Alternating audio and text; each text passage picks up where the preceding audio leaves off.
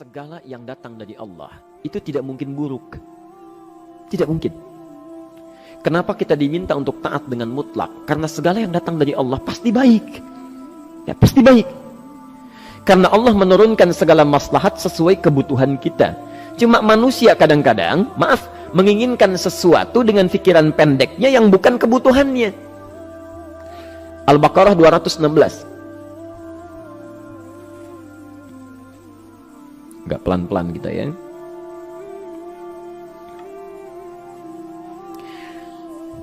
Bapak Ibu kalau diminta milih, pilih motor, pilih mobil.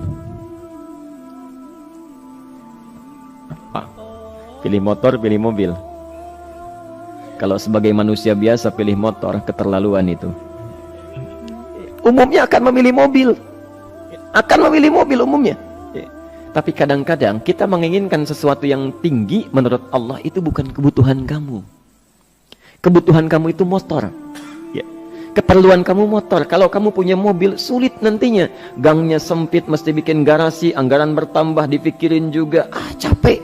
Sudah, motor saja, terbebas dari banyak kemacetan. Mampu diurai, tidak banyak difikirkan. Pelan-pelan. Turun ayat, Kutiba alaikumul qitalu wa huwa kurhul lakum. Ya. Diwajibkan atas kalian berperang.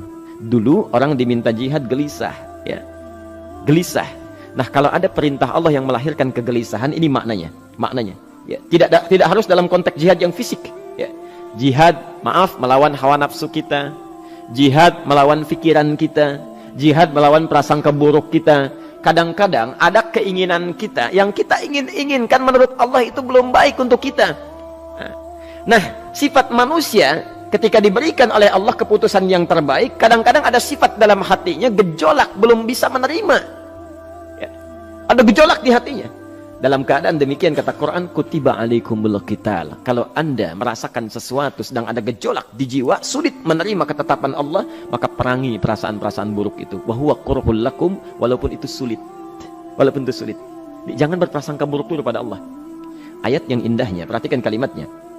Asa an takrahu syai'an fahuwa khairul lakum.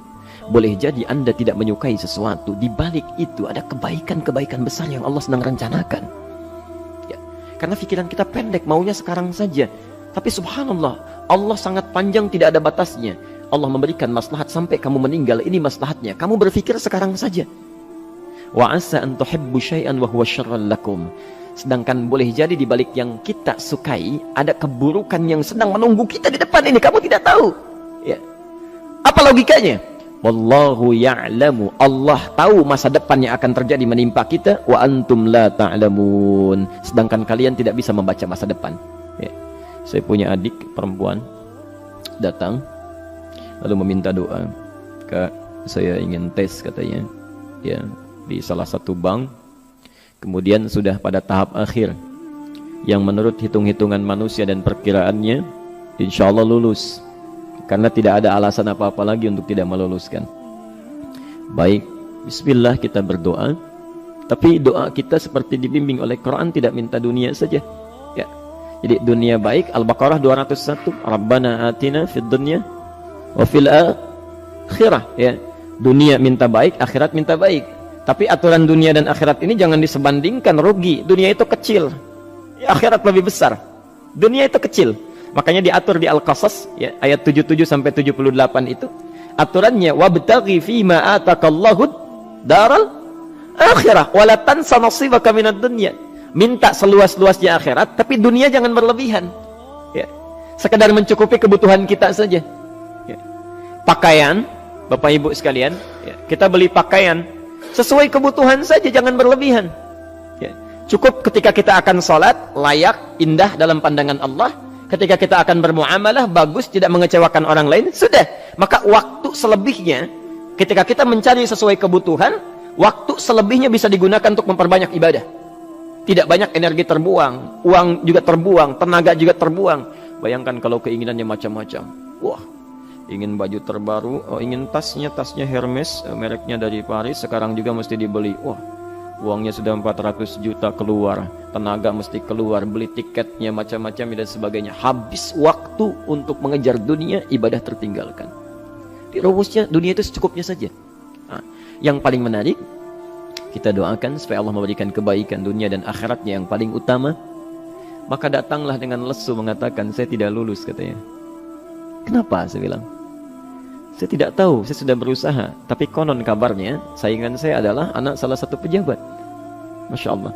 Saya bilang, kamu jangan bersedih. Kamu menginginkan sesuatu dengan pikiran pendek, Allah pasti memberikan yang terbaik yang tidak terlukiskan nanti. Subhanallah, pekan beberapa hari setelah itu, muncul berita, ternyata dia diterima di bank syariah.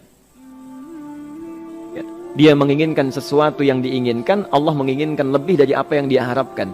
Dikasih bank syariah, di situ terjaga, meningkat keagamaannya, terjaga hijabnya, segalanya, dan disitulah kemudian diarahkan untuk menemukan jodohnya. Masya Allah. Dia berpikir saat itu Allah merencanakan masa depannya. Ya. Jadi apa yang Allah sudah rencanakan pasti baik, Pak, Bu. Jadi tadi dari salat subuh yang pertama kali ingin disampaikan adalah, coba dilihat sampai subuh ini, adakah aturan Allah dan Rasulnya yang sampai subuh ini pernah kita langgar, pernah kita ragukan? Barangkali itu yang membuat kehidupan kita sulit. Ya. Allah, Rasul membuat aturan. Dan ada 4 tipikal orang, ya, 4 tipikal orang bila dihubungkan dengan aturan yang Allah dan Rasul sudah buat itu.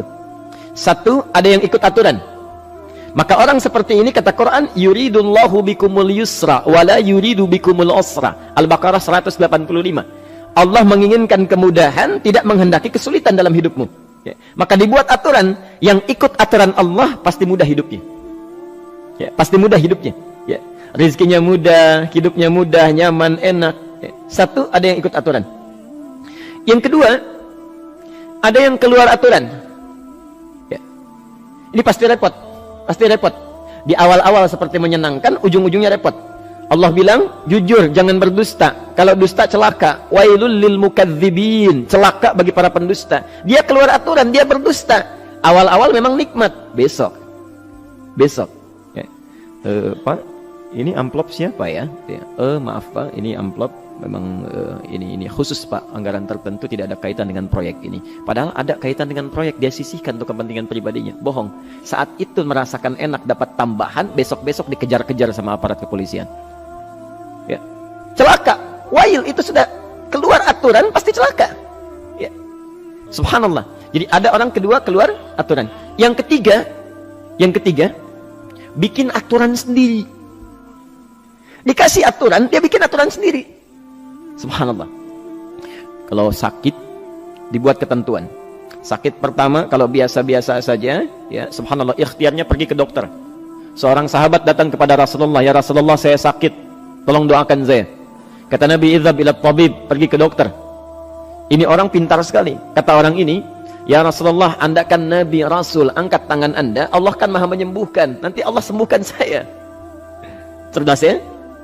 Tapi subhanallah, Nabi harus lebih cerdas, dapat bimbingan dari wahyu. Pergilah ke dokter karena kesembuhan yang telah Allah tetapkan dititipkan di tangan para dokter. Masya Allah, pergi ke dokter. Ya. Itu rumus pertama. Nanti kalau dokter sudah pada hand up, ya, angkat tangan, tidak mampu menyembuhkan, itu tandanya Allah ingin langsung menyembuhkan tanpa turut campur makhluk yang ada. Maka kaidahnya akan berubah nanti, ya, dari kaidah biasa kepada kaidah Al-Anbiya ayat 83 sampai 84. Itu aturan yang menyembuhkan langsung dari Allah Subhanahu wa taala. Tapi kalau Anda sakit, perginya ke dokter. Ya. Cuma ada manusia bikin aturan sendiri. Sakit, pergi ke dukun. Ya. Dukun nggak bisa, pergi ke paranormal. Dirinya pun sudah nggak normal. Makanya disebut paranormal, karena nggak normal. Ya. Tapi didatangi juga, gitu, bikin aturan sendiri. Karena itu jadi lebih sulit hidupnya. Ya. Doa, minta pada Allah, kan sederhana. Ya. Doa, nggak bayar, nggak ada macam-macam, Masya Allah, gampang sebetulnya. Ada kekeringan, sekarang kan banyak kekeringan ya, banyak kekeringan. Dikasih rumus, subhanallah, dikasih rumus yang tidak perlu pakai biaya, meluangkan waktu, itu pun berpahala juga. Dunianya dapat, akhiratnya melimpah. Ya. Dikasihlah salat istisqa, Masya Allah, tinggal minta, memohon kepada Allah. Salat, mengangkat tangan, mohon pada Allah, subhanallah. Manusia tidak bikin aturan sendiri. Digarami saja. Orang garamin sayur, dia garamin awan. Cari biaya miliaran, terbang pakai pesawat. Kalau Allah tidak berkehendak, ya sudah. Ya. Ayo silahkan, berapa biaya yang mau kamu kumpulkan, tenaga yang kamu kumpulkan, silahkan aja. Ya. Yang ini hujan, bikin kering lagi di sana. Sana hujan, bikin kering lagi di sana. Mau sampai kapan? Ya. Dikasih yang gratis tinggal muncul, cuma manusia bikin aturan sendiri, ya susah hidupnya. Itu yang ketiga. Yang keempat, ada orang nggak mau diatur. Allah bikin aturan, dia nggak mau diatur. Ya, Masya Allah. Ini yang luar biasa. Inilah yang fasik. Fasik itu keluar dari aturan, menyimpang, tidak mau diatur dia. Ya, tidak mau diatur. Karena itu Bapak Ibu sekalian, dari ayat yang pertama ini, ya, mari kita evaluasi sampai dengan hari ini subuh. Dari ayatnya memang sederhana, singkat, padat, cuma satu ayat. Tapi meminta kita untuk melihat, sudahkah sampai hari ini taat pada Allah dan Rasulnya. Yang kedua, ketaatan kita apakah selalu ragu atau sudah melahirkan keyakinan yang paripurna. Ya. Yang ketiga, pelajari aturan-aturan Allah terkait kehidupan kita. Aturan sholat, aturan muamalah, ya, aturan beraktivitas, aturan berumah tangga. Pelajari itu supaya mendapatkan kemudahan.